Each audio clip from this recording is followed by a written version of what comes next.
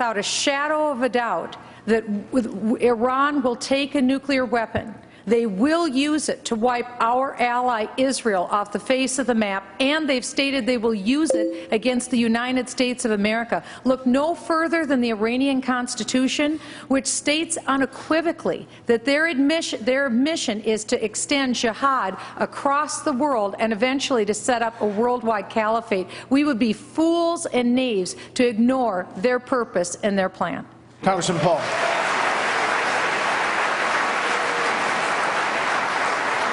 Obviously, I would like to see a lot less nuclear weapons. I don't want Iran to have a nuclear weapon. I would like to reduce them because there would be less chance of war. But to declare war on 1.2 billion Muslims and say all Muslims are the same, this is dangerous talk. Yeah, there are some radicals, but they don't come here to kill us because we're free and prosperous. Do they go to Switzerland and Sweden? I mean, that's absurd. If you think that is the reason, we have no chance of winning this. They come here and they explicitly explain it to it.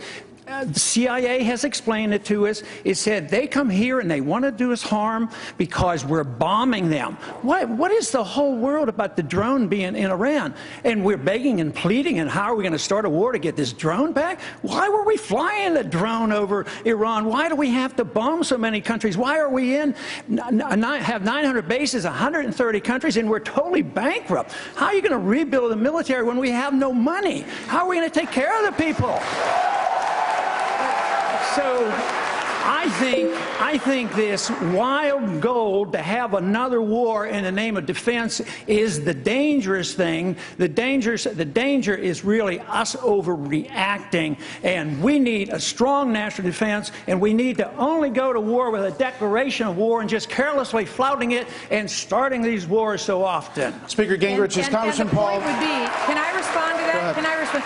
And the problem would be the greatest underreaction in world history if we have an avowed madman who uses that nuclear weapon to wipe nations off the face of the earth. And we have an IAEA report that just recently came out that said literally Iran is within just months of being able to obtain that weapon. Okay. Nothing could be more dangerous than the comments that we just heard. All right, 30 seconds. There is no UN report that said that. It's totally wrong on what you just said. That is not true.